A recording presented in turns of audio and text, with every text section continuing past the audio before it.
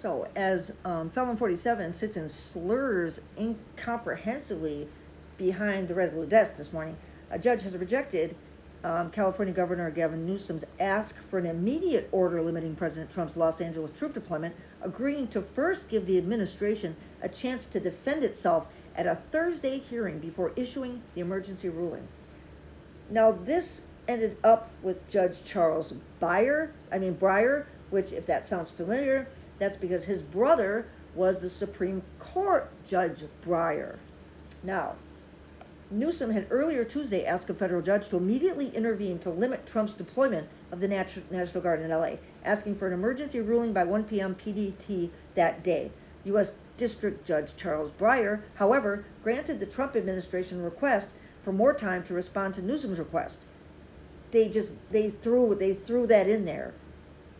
And so to be fair, he said the administration has until 11 a.m. on Wednesday to submit its arguments. The court did not deny or rule on the governor's request for a temporary restraining order. The court set a hearing for Thursday. After the federal government and the state file additional briefs, and we anticipate that the court will rule on a request for the temporary restraining order. A short time later. Probably he'll rule from the bench. I know they keep taking my green screen. They think they're funny. Okay, so Trump and Newsom have gone after each other amid the recent immigration protests in Los Angeles, with Trump even saying he would support arresting the Golden State governor. Also, Tom Homan came out and denied. He said, "Oh no, we don't have any intention to arrest the governor." I wonder why he's backpedaling what his own boss said, and what cosplay specialist, lady of many costumes, Kristi Noem, also said. She's just a babbling brook of stupidity, though. The President of the United States just called for the arrest of a sitting governor. This is a day I hoped I would never see in America. I don't care if you're a Democrat or a Republican. This is a line we cannot cross as a nation. This is an unmistakable step toward authoritarianism.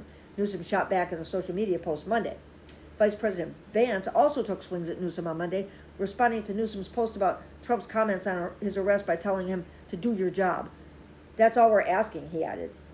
Yeah, well, he was doing his job, and he said that he didn't need your fucking help. He handled the LA riots all on his own, okay? He didn't ask for help. I mean, he didn't need, during the wildfires, he didn't need all Trump's criticism and talking bullshit while he's trying to do his job and people were dying. And he didn't need Trump to go open up the spigot and waste billions of gallons of water that are going to hurt the agriculture this year and also create an enormous fire hazard again this year because of Trump's, again, stupidity.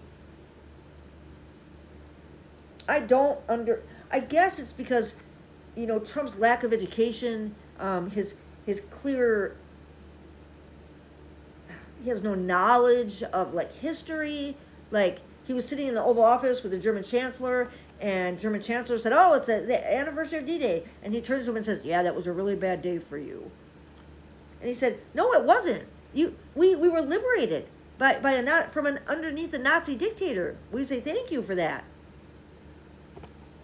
He doesn't know anything about history. The only thing he knows is the book of speeches by Little Mustache Man that Ivana, in her biography, said that he kept next to his bed. I'm sure that's like porn to him. So that's like late night reading. I'm sure he loves that. They all love that shit. It is. It's like rage porn to them. That the stylized video of them, rounding people up and sending them to the concentration camp. Stop calling it a slave labor camp. They don't make anything there. They don't work there. Okay? They just lock up tons of people in tiny little spaces where they don't even have enough room to all lay down at the same time, which is exactly how the concentration camps in Germany were run. It's not a slave labor camp. It's a concentration camp. And this highly stylized video that they put out, which is a specialty of Bukele's, by the way. He loves making those videos. He pulls in experts from the cinema industry to make those videos for pure propaganda purposes. And I guess Trump is learning from the best in that the business of being horrible, the best at being terrible, the best at being the worst. He's actually gone from saying he hired the best people to literally hiring the worst people possible for every single position. And I didn't think he could do it. For every single position, the worst that he could possibly get. Got a Secretary of Education who thinks AI is a fucking steak sauce. We got, what's his face, Kennedy Jr. sitting in front of congressional, he's being grilled. He doesn't even know what his organization has cut. He's unaware about the cuts to research, to cancer research. Doesn't even know about it. No, I don't know. Yet Kash Patel doesn't know that he has to put in a budget every year. These people, they are the fucking worst. And I don't know how much of a country we will still hold together. They're holding it together by wishes and fucking rubber bands.